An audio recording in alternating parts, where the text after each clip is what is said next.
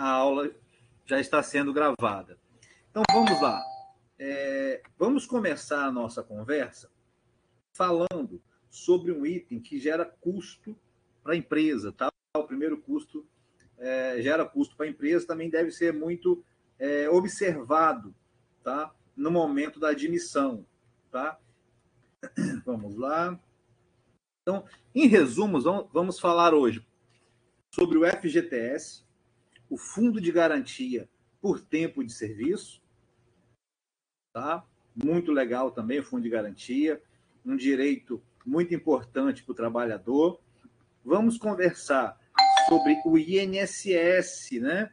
Quem não conhece o INSS, muito importante para o trabalhador, tá? E vamos conversar sobre o imposto de renda, o famoso imposto de renda retido na fonte da pessoa física, tá? Porque também existe o imposto de renda pessoa jurídica, o imposto de renda retido na fonte da pessoa jurídica, que nós não vamos conversar. O que vamos conversar é o imposto de renda retido na fonte da pessoa física, do assalariado, do empregado, tá? Aquele que sai no contra-cheque do funcionário. Esses 3 pontos, vamos conversar aqui, entender o que são, fazer alguns cálculos aqui, tá? Para ficar bem vivo na memória de vocês. Então, vamos lá para o primeiro. O primeiro é o Fundo de Garantia por Tempo de Serviço, que é o famoso FGTS, tá? E o que é o Fundo de Garantia por Tempo de Serviço? É uma poupança aberta pela empresa em nome do trabalhador, que funciona como uma garantia para protegê-lo em caso de demissão sem justa causa. O que é isso? Antigamente, o funcionário entrava numa empresa, trabalhava anos, né? Antigamente, hoje não mais, né? As pessoas trabalhavam durante muito tempo nas empresas, tá? Então, assim, davam a vida dela toda numa empresa. Hoje não mais, hoje as pessoas têm mais flexibilidade, a rotatividade é maior nas empresas, mas ainda tem muita gente que fica muito tempo na empresa. Então, no meio do caminho, se ficasse esse empregado ficasse muito tempo na empresa, se ele fosse mandado embora, né, ele saía sem direito nenhum, sem nenhuma reserva, porque muitas das vezes ele não tinha como manter uma reserva, né? Então, ele diria, como se diz comumente, né? Ele saía com uma mão na frente e outra atrás, num coloquial aí, né? Sem nenhum bem. Trabalhou a vida inteira e sai sem nada, né? Então, o que acontece? O legislador instituiu o Fundo de Garantia por Tempo de Serviço, onde a empresa ela deposita um dinheiro para o funcionário todo mês, tá? Todo mês numa conta na Caixa Econômica Federal. Então, todo mês, o empregador, deposita um valor para esse funcionário numa conta dele, pessoal, tá? O nome dele. Todo mês ele deposita um valor lá. Se trabalhar 30 anos, vai acumulando, 20 anos acumulando. Se um dia ele for mandado embora, ele pega aquele saldo todo, aquela poupança dele, e vai, compra uma casa para ele, compra monta um negócio. Então sai com alguma coisa que ajuda ele como um patrimônio, a compor um patrimônio, né? Diferente de antigamente, que não, saía sem nada, né? Então, esse fundo de garantia é muito importante para o funcionário, para o empregado, compor um patrimônio ao sair de qualquer empresa, tá? Como funciona? O empregador deve depositar mensalmente em uma conta bancária aberta em nome do trabalhador, na Caixa Econômica Federal, um valor correspondente a 8% da sua remuneração. Ok? Então, vocês já podem perceber que quando você admite uma pessoa, já está incorrendo em um custo de 8% sobre a sua remuneração a título de FGTS. Remuneração eu falo para vocês porque salário é uma coisa, remuneração é outra. Salário é o salário base, tá? É aquele saláriozinho seco, né? Salário base. Agora, a remuneração é a soma de todos os proventos. tá? Porque o empregado, ele pode receber o salário base, mas ele pode receber hora extra, ele pode receber periculosidade, insalubridade, ele pode receber outros tipos de remunerações salariais, título de salário, que a somatória de todos os proventos, de todos os recebimentos, denomina-se remuneração, tá?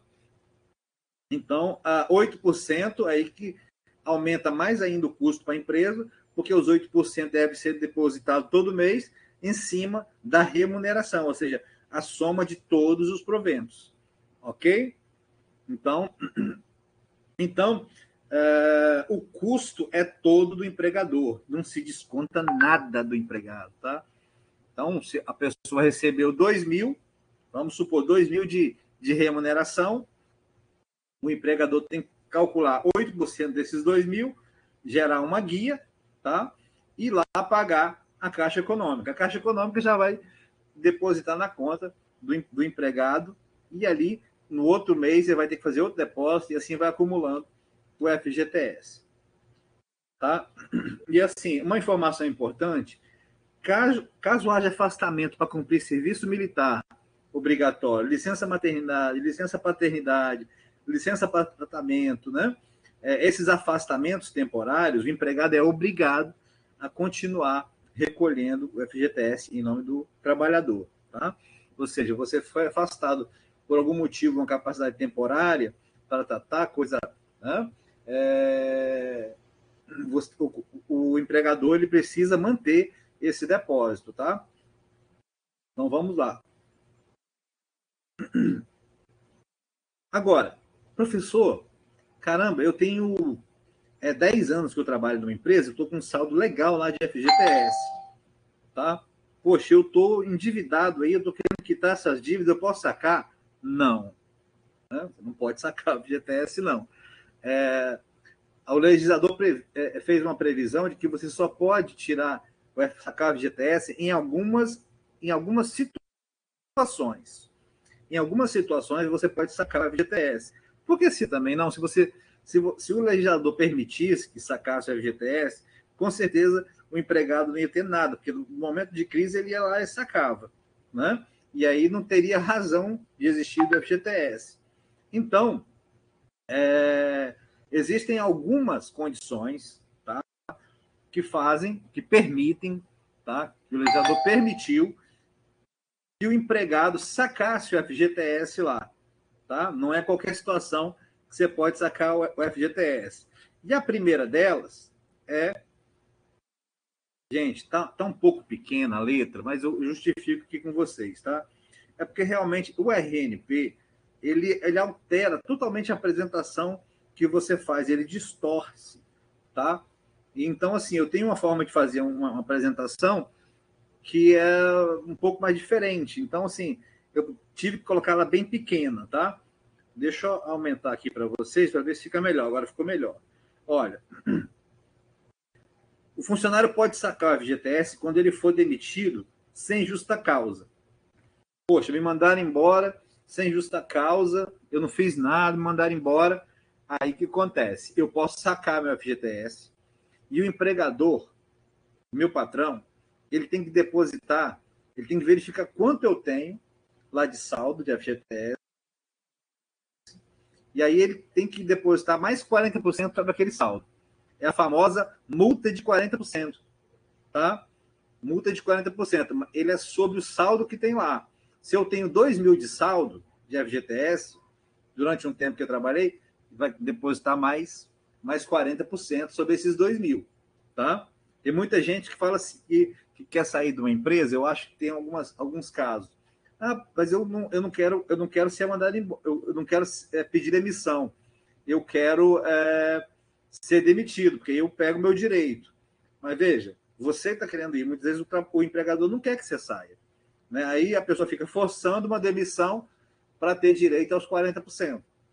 Na verdade, se você quer sair, a própria natureza da sua vontade de querer sair não te permite receber os 40%, porque é só em caso de demissão sem justa causa. O empregador não querendo que você saia, não tem por que você receber os 40%.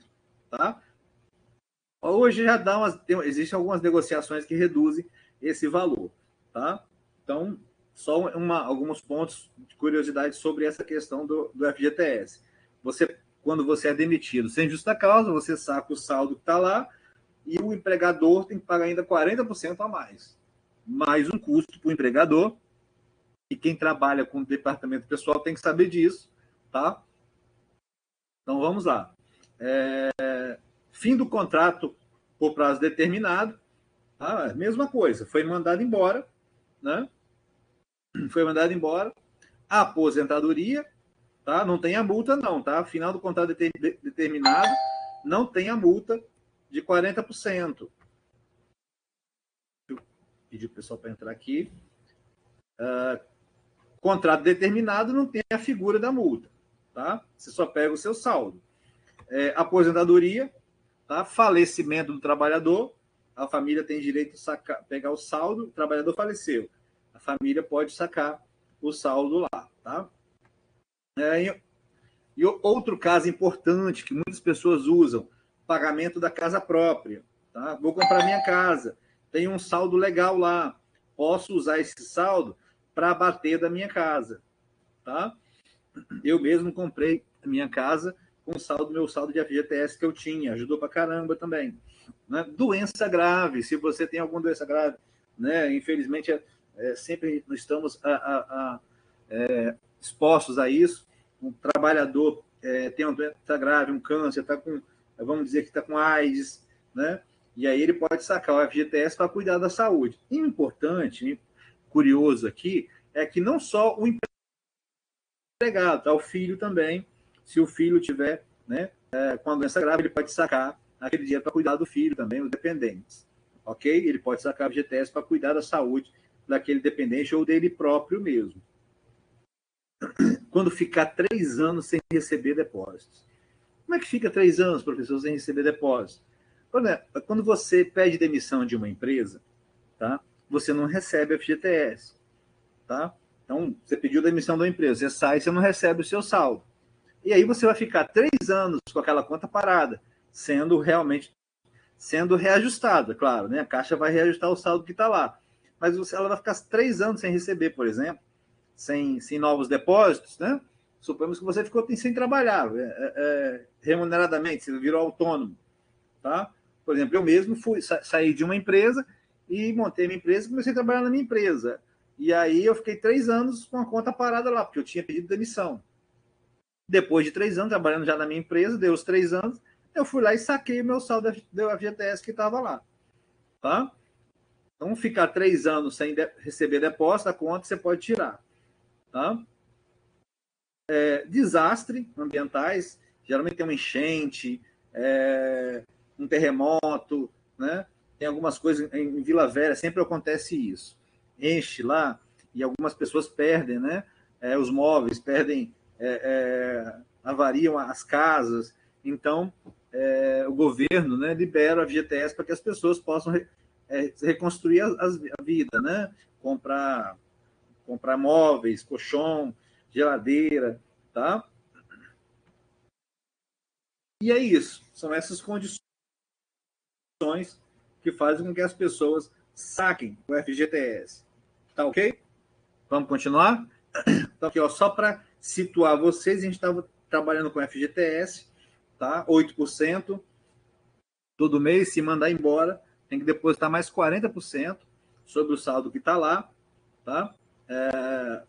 No caso do trabalhador, tem algumas regras para sacar e sai todo mês no contra-cheque, tá?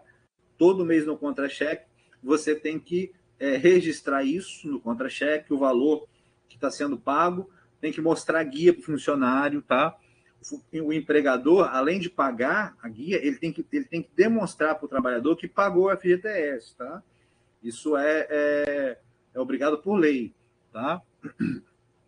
Então, se o empregador não paga, ele pode sofrer multas pesadas aí, tá? Então, vamos falar sobre o segundo assunto, que é esse aqui, ó, o INSS, o Instituto Nacional de Seguridade Social. Muitas das vezes as pessoas não dão a importância que o INSS tem, mas o INSS tem muita importância, tá? Mas o INSS, ele tem uma função bem diferente do FGTS, né? O FGTS tem a função de compor um patrimônio, tá? Quando você sair da empresa, o INSS tem a função de proteger contra a incapacidade temporária e a função mais importante, a aposentadoria, né? Quando o joelho tremer, né?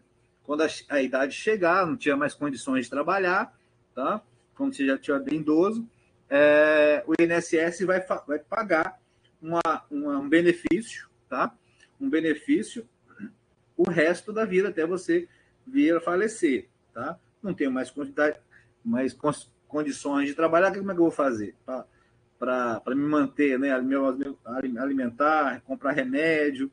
Então, o INSS tem essa função da aposentadoria e também da incapacidade temporária, que é isso, a mulher teve neném, engravidou, precisa ficar em casa, licença maternidade, ou o trabalhador teve um acidente de trabalho, não pode trabalhar, tá? Vai ficar 3 meses parado, caiu de moto, tá? Quebrou a perna, vai ficar em casa.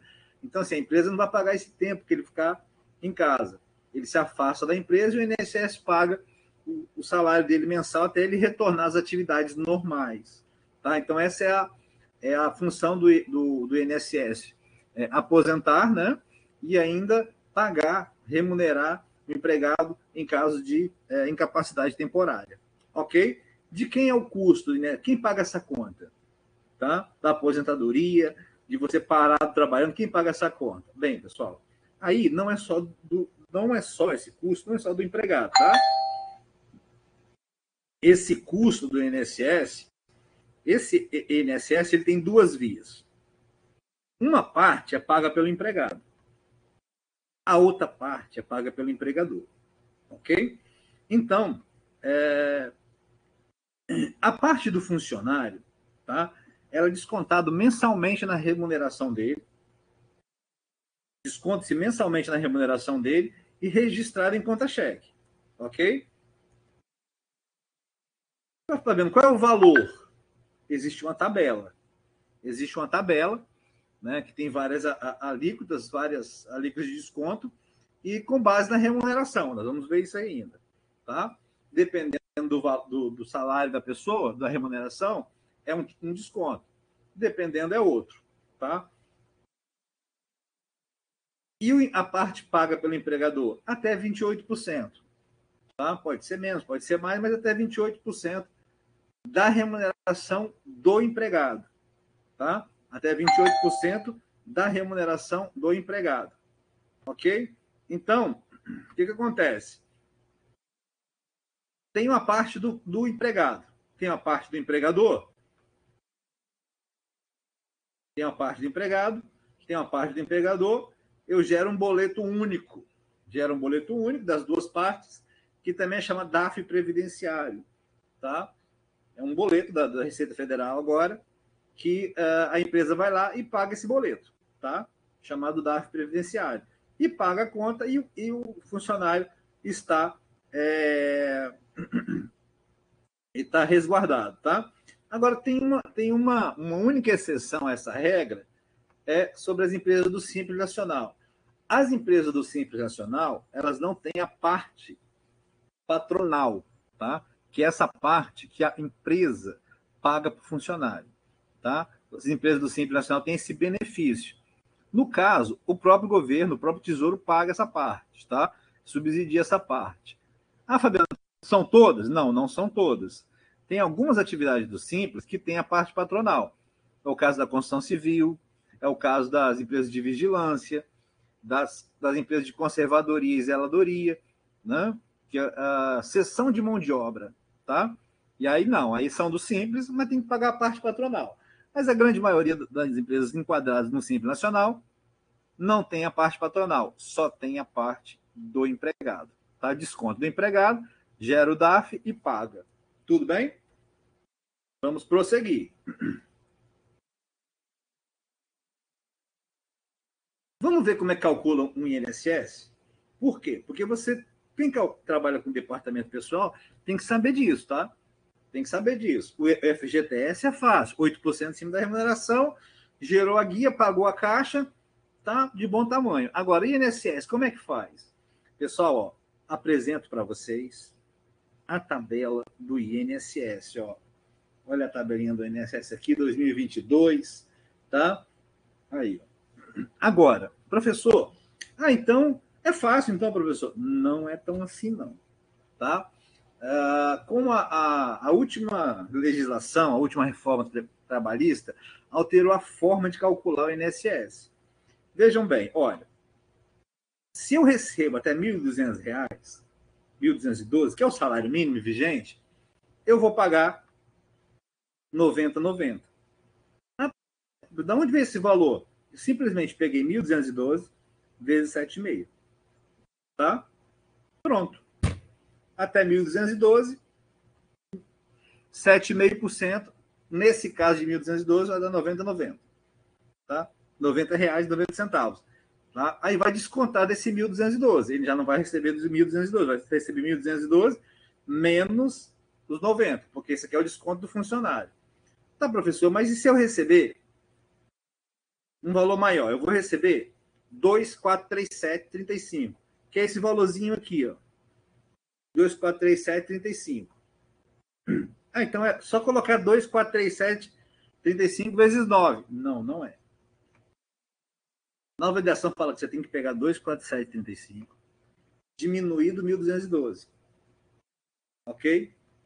Vai dar um valor de 1.215. Aí você aplica 9% em cima desse 1.215. Aí eu vou aplicar 9% em cima desse aqui. Porque o 1.212 já está descontado aqui. Ah, professor, mas vai dar a mesma coisa se eu fizer. Não. Nesse caso dá. Em outros casos, não. Tá?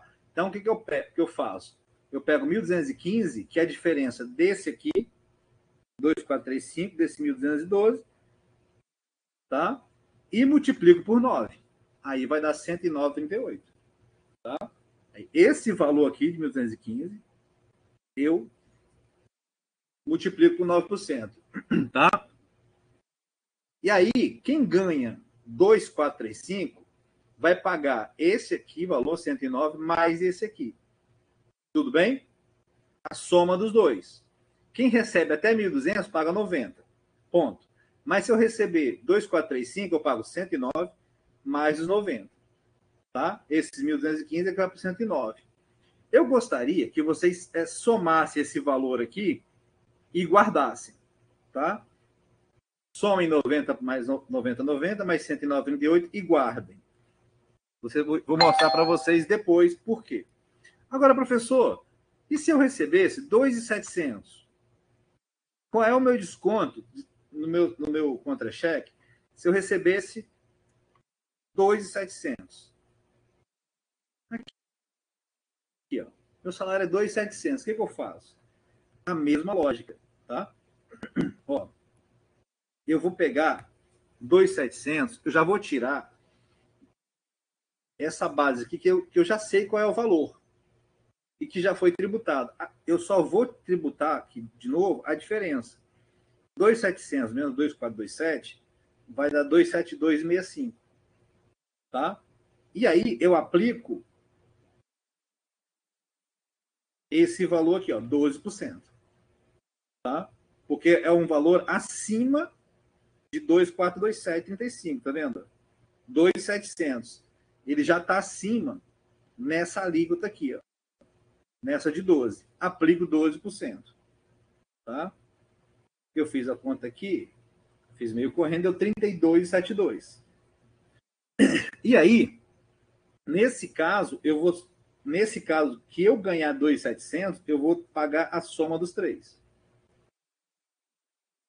Que no caso dá 233, tá? Se eu recebo 1.212, vou pagar 90,90. Se eu pago 2.427, vou pagar 90,90 mais 109,38. E se eu recebo 2.700, eu vou pagar 90,90 mais 109,38 mais 32,72. Ok? Porque nessa última alíquota aqui, como é 2.700, é uma terceira alíquota a mais, né, do restante, eu vou pagar essa alíquota de 12% aqui. Tá? E vou pagar 233 aqui, ó. Gostaria que vocês anotassem esse 233, que é o INSS pago para quem recebe 2.700. Ok? E vou passar para frente. Tá? Vamos lá, esse material vai ficar para vocês. Vamos aqui. 233, vamos aqui. Aqui. Então, INSS descontado do funcionário, mais 28% de 2.700, que eu estou pegando aqui, estou pegando o funcionário que recebe 2.700, tá? Peguei ele como base. Quem recebe 2.700 foi descontado em 233, o patrão dele vai casar mais 756, vai gerar uma guia de 989, um boleto, e vai depositar, vai pagar o INSS. Pronto. O nosso INSS foi custeado em duas partes e você está segurado. Tá? Parte da empresa, parte do funcionário e tá segurado. Tudo bem? INSS esgotado. Tá? Qualquer dúvida, pode mandar aqui depois que acabar os 40 minutos, pode mandar aqui que eu tiro as dúvidas, tá ok? Então vamos lá. Vamos voltar agora, tá? O terceiro ponto, que é o imposto de renda retido na fonte. É o terceiro ponto. Eu sempre faço esses slides aqui para vocês se posicionarem onde é que a gente está na nossa conversa, tá? Vamos para o último ponto, que é o imposto de renda retido na fonte, tá? O imposto de renda, é bom falar para vocês que ele não tem custo para a empresa, tá? Ele é um custo do funcionário. Tá? Mas o que é o imposto de renda, pessoal? Toda vez que você recebe um valor a mais, tá? Ou seja, vamos simplificando a conversa, toda vez que você fica mais rico, o governo quer uma parte para ele. Então, via de regra, imposto de renda era só para existir para quem tem uma renda alta. Tá? Então, assim, pessoas com uma renda baixa não poderia ter desconto de imposto de renda, porque não ficou mais rico. Aquelas pessoas que tivessem um salário mais alto, tá? Então, assim, o governo fala, olha, você ficou mais rico, eu quero a minha parte. É como assim, como se a empresa desse lucro, tá? A empresa deu lucro e o governo quer a parte dele, tá? Então, mas hoje, o que acontece? Vários empregados, até com uma renda considerada mais baixa, estão pagando imposto de renda, tá? E aí, eu preciso mostrar para vocês a tabelinha do imposto de renda, tá? Vejam bem aqui, olha. Até 1903,98 é isento, não paga, tá? Se você recebe de 1993, no caso a base de cálculo, mas eu vou falar para vocês. Até 2.826, você paga 7,5. Desconta 142 da conta que entregar, vamos fazer uns cálculos, mas via de regra 7,5. E assim vai, ó, de 2.826 até 3.751, 15. Né? Se você recebe 3 mil, entre 3.751 a 4.664, você morre em 22,5. E se você recebe acima de 4.664, você paga 27,5 todo mês. Esse valor é chamado retido na fonte. Você já recebe a menos, a menor, tá? Ele é um desconto, como o INSS. A empresa desconta o INSS de você, a parte funcionário, a empresa também desconta o imposto de renda. A empresa também desconta o imposto de renda, do salário, tá? Uma grande curiosidade dessa tabela aqui, que era o seguinte, ó. Há estudos que diziam que esse valor de 1903 deveria ser de 2.600, tá? Por quê? Porque esse número aqui, ó, toda essa tabela está desatualizada há 7 anos. Há 7 anos atrás, esse valor aqui é o mesmo. Tá? Então, há 7 anos atrás, R$ 1.903 era um dinheiro considerável. Então, você poderia falar assim, só paga imposto de renda realmente quem tem uma renda boa. Porque antigamente, quem recebia R$ 2.000 era uma renda considerável, né? Razoável. Mas o tempo foi passando e a inflação foi corroendo o poder aquisitivo. Então, R$ 1.903 já não é um valor tão considerável, né?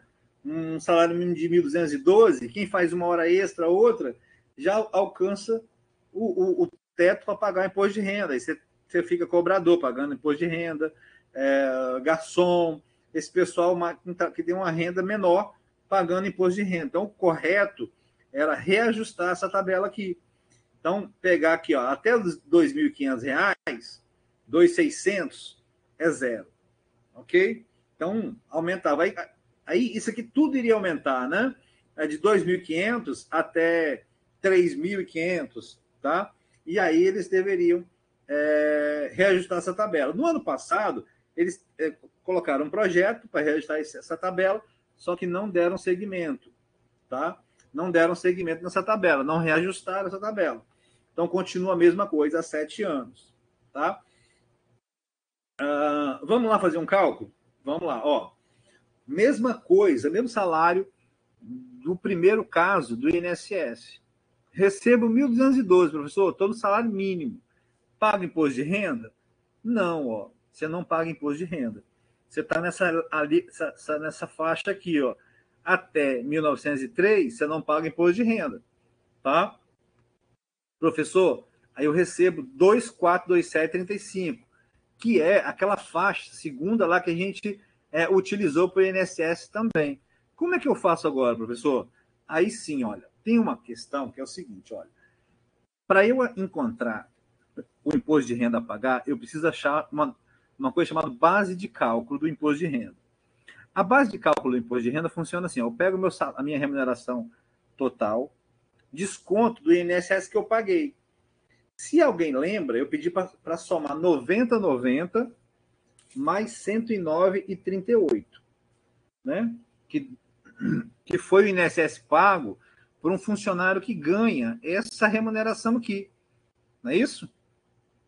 Então, o que eu faço? Isso é a legislação que manda, tá, gente? Olha, pega seu salário e tira o INSS que você já pagou. Então, eu já tiro o INSS que eu paguei, 200,28, que são R$ 90,90 mais 109,38. Essa é a faixa que me tiraram de INSS. Bem, tem mais uma dedução aqui. Quem tem filho, quem tem tem um dependente, você pode tirar 189,59. Tá? Então, 2 dependentes, iria dobrar esse valor. Tá? Mas vamos trabalhar com um dependente só. São regras do imposto de renda. Tá? Então, desconto INSS e o meu dependente da minha remuneração. Aí eu chego na chamada base de cálculo. A minha base de cálculo aqui é 2,037,48. Beleza. Esses 2,037,48 você leva para a tabela. Onde é que fica aqui? Aqui, 7,5. Pode aplicar o 7,5. Pode aplicar o 7,5, olha lá. 2,037,48 vezes 7,5%. Vai dar 152. Professor, mas eu vou poder pagar 152? Calma, não acabou ainda. Tá? Desses 152, tá vendo esse 142 aqui, valor a deduzir do IR. O IR deu 152, eu deduzo 142,80. Por que, professor? Cara, não sei. A legislação fala que é para deduzir. Tá? Então, eu deduzo 142,80 e chego no imposto de renda de R$10. Tá? R$10, mas tem que pagar. Se não paga, não declara, gera um problema danado, tá? Então, é o imposto de renda que você vai ter que pagar. Vamos fazer outro cálculo para fechar? Porque nós temos ainda aquele caso daquele funcionário que ganha 2.700. Olha, vamos lá? 2.700 né? Aquele funcionário lá ganha 2.700. E aí, o que eu faço? Qual foi o INSS descontado dele? Foi o 90,90, mais o 109, mais 32,72, se eu não me engano, que a tela fica aberta para mim. No total, deu 233.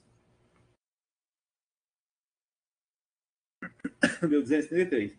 E eu tiro também mais um dependente. Tá? Se ele tiver um filho, tá? Ou se for só a esposa, é dependente dele. E aí, a base dele, de cálculo, foi para 27741. 27741. Onde que ela se encaixa aqui? Nessa aqui? Não, não é nessa aqui. É nessa aqui ainda, ó. 2826. 7,5 ainda. Não, ela se encaixa aqui ainda.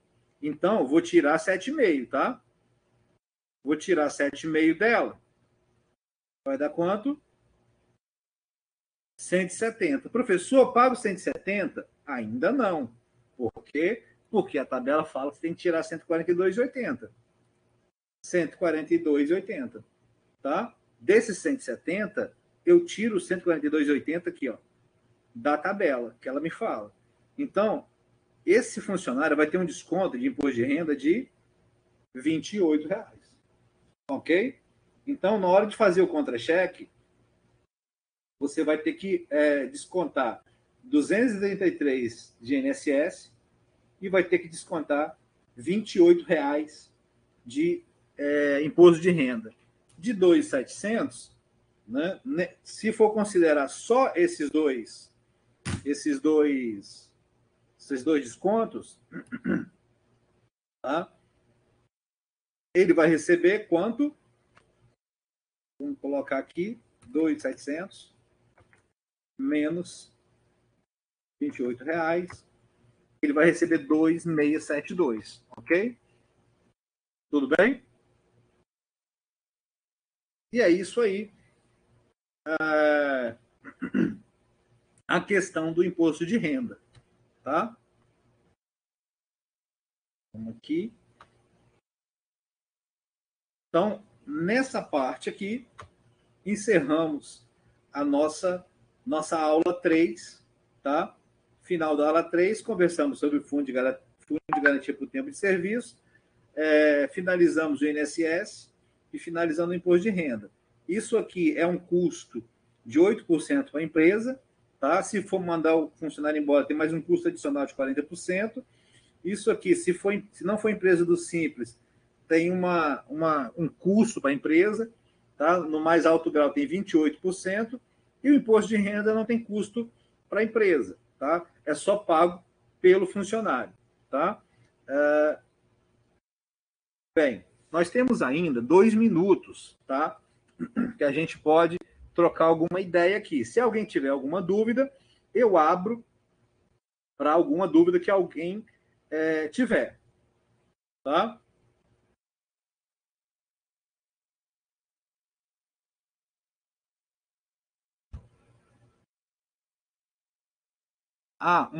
Uma coisa também que eu preciso falar com vocês é o seguinte: a empresa, tá, o departamento pessoal, ela gera a chamada folha de pagamento. Tá? Todo mês ela gera a folha de pagamento. O que é gerar a folha de pagamento? É gerar os contra-cheques, tá? Apurar as remunerações a serem pagas pelos funcionários. E aí, quando você entrega os contra-cheques, né, efetua o pagamento dos funcionários, e a função do DP não acaba aí, tá, pessoal? O que acontece? O departamento pessoal gera as guias, né? Gera os contra-cheques dos funcionários, gera a guia de INSS, gera a guia de FGTS, gera as guias de imposto de renda, tá? Para efetuar o pagamento. E aí, na sequência, quando ninguém mais vê, as pessoas não sabem disso, mas as empresas mandam os relatórios para os entes públicos, tá? Ela manda informações para a Caixa Econômica, a contabilidade, o departamento pessoal, tá? Manda relatórios, tudo pela internet. Manda para o Ministério do Trabalho, aí o CAGED, a RAIS, a DIF, todas as informações que os entes públicos precisam, tá? para que tenha todo o controle sobre as informações dos funcionários. Porque aí, no momento em que um funcionário é demitido, ele vai lá na Caixa Econômica Federal, já se tem todas as informações dele, os saldos do FGTS que está lá, já tem os 40%, ele já pode sacar aquilo certinho. No caso do seguro-desemprego, ele já pode receber, se ele tiver direito ao seguro-desemprego, já está tudo registrado, ele já tem o direito a receber o seguro-desemprego. Se, no caso, ele se acidentar, ele já pode dar entrada no pedido, né, na perícia, para ser chamado encostado, tá? Então, assim, depois que fecha a folha de pagamento, começa um novo movimento do departamento pessoal para enviar essas informações. Essas informações hoje, elas são concentradas no E-Social. Todas as informações estão no E-Social. Até também, essas informações no E-Social, elas servem depois para alimentar a carteira de trabalho digital. Essas informações do E-Social, que são enviadas pelo departamento pessoal aos entes públicos, alimentam as carteiras de trabalho digitais que ficam no app de vocês. Ok? Dito isso, uma boa noite e até amanhã.